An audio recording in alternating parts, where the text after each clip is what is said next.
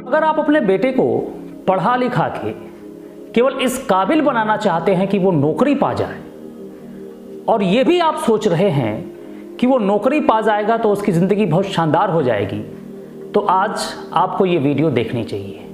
इस वीडियो में तथ्य के साथ जो भारत सरकार कर रही है, जो न्यूज़पेपर में निकल रहा है और जो एकदम सत्य आंकड़े हैं, उन पे बात होगी।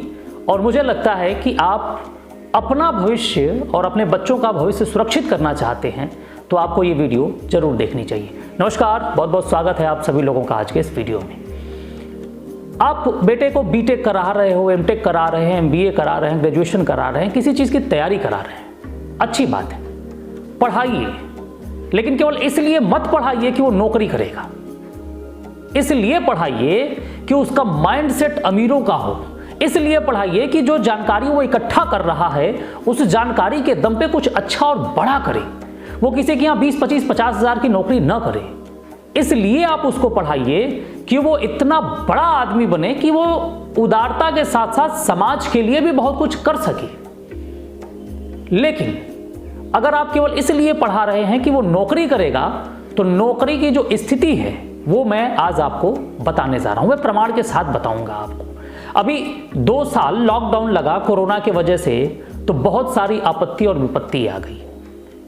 हाँ, अगर आपके दिमाग में ये चल रहा हो कि ठीक है नौकरी नहीं तो फिर क्या, तो वो भी मैं आपको बताऊंगा। यानी जो आपके सामने चुनौतियां आने वाली है उस पे भी मैं चर्चा करूंगा, और उस चुनौती का समाधान क्या है इस पे भी मैं आपसे बात करूंगा। सबसे पहले आप इस आंकड़े पे नजर डालिए। आप क्या देख रहे हैं? आप देख रहे हैं कि प्रदेश में बेरोजगारी दर 28.8%, हरियाणा के बाद सर्वाधिक, एक माह में 3.3% बढ़ी। अब इसको थोड़ा सा आप बहुत ध्यान से देखेंगे तो जो ग्राफ है, ग्राफ पे लिखा हुआ है, जो रेड लाइट लाल कलर की जो पत्ती है उस पे लिखा है कि चिंता, शहरों में बेरोजगारी दर लगातार तीसरे महीने बढ़ी। यानी आप देखेंगे कि शहरों में बेरोजगारी की सबसे ऊंची दर दिसंबर में 9.30% दर्ज हुई, अब फिर उसके करीब।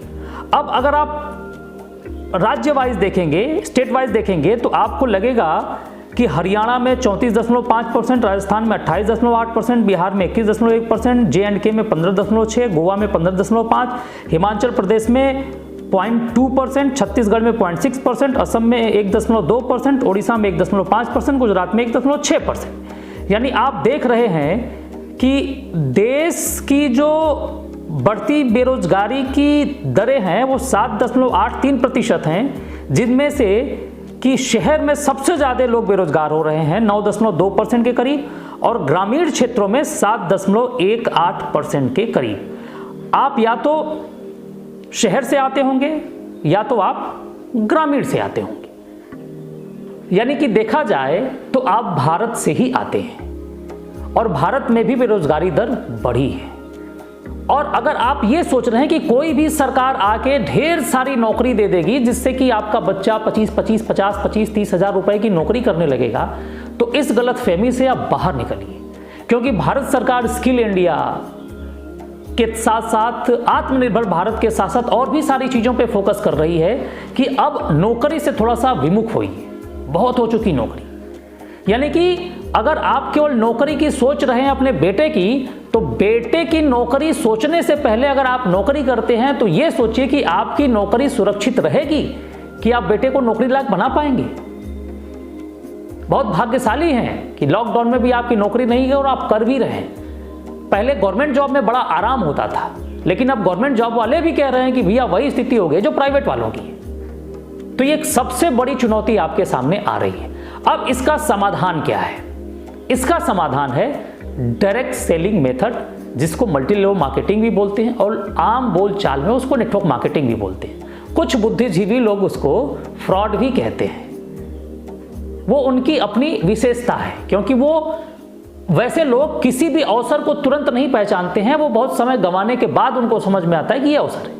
यानी मैं बात कर रहा हूं मल्टी लेवल मार्केटिंग की, और मैं जो बोल रहा हूं वो आप गूगल भी कर सकते हैं, जिस पे सरकार फोकस कर रही है। और एक तरफ जहां पे नौकरी के आंकड़े गिर रहे हैं, बेरोजगारी दर बढ़ रही है, वहीं मल्टी लेवल मार्केटिंग बहुत तेजी से ग्रोथ कर रहा है। अब मैं आपको उदाहरण दे रहा हूं, आप बहुत ध्यान से देखिए। लॉकडाउन के समय में नेटवर्क मार्केटिंग ने रचा इतिहास, रिकॉर्ड स्तर पर हुए ऑनलाइन ऑर्डर। ये नेटवर्क मार्केटिंग डायरेक्ट सेलिंग है। मार्केटिंग में महिलाओं की बातों पर ज्यादा भरोसा कर सकती हैं, बेहतर प्रदर्शन, यानी कि महिलाएं भी इसमें बहुत बढ़ चढ़ के हिस्सेदारी ले रही हैं। जॉब तलाश रहे हैं तो नेटवर्किंग को दे महत्व। ये आपके जो प्रमुख अखबार हैं उनमें ये सारी चीजें आ रही हैं। 2025 तक 1.8 करोड़ जॉब्स लाएगा डायरेक्ट सेलिंग क्षेत्र। यानी सोचिए कि कितना बड़ा अवसर आपके सामने। डायरेक्ट सेलिंग कारोबार का दायरा हुआ तय। ये रामविलास पासवान जी हैं जो अब इस दुनिया में नहीं रहे। 2016 में इन्होंने एक गाइडलाइन जारी की थी और उस गाइडलाइन के तहत कई सारे कंपनियों पे बहुत सारी कार्रवाई हुई थी। डायरेक्ट सेलिंग उद्योग ने कोविड प्रभावित पहली छमाही में 4.7% की वृद्धि की है। अब सोचिए, जहां एक तरफ सारा का सारा दर गिरता जा रहा था, वहीं 4.7% की वृद्धि हुई है। तो आप सोचिए कितना बड़ा अवसर आप सबके पास है। एक तरफ जहां बेरोजगारी दर बढ़ती जा रही है, महंगाई बढ़ती जा रही है, वहीं दूसरी तरफ डायरेक्ट सेलिंग इंडस्ट्री नई नई ऊंचाइयों को छूता जा रहा है। तो आपको इस पे फोकस करने की जरूरत है। आप भी सीखिए, अपने परिवार को भी सिखाइए, और विशेष करके अगर आपका बच्चा 15 साल से बड़ा 18 साल का है तो आप उसको डायरेक्ट सेलिंग जरूर बताइए, ताकि वो बच्चा अपने भविष्य के साथ साथ आपका भी बुढ़ापा सुरक्षित और आसान बना सके। आपने वीडियो देखा, इसके लिए बहुत बहुत धन्यवाद। नमस्कार, जय आर सी।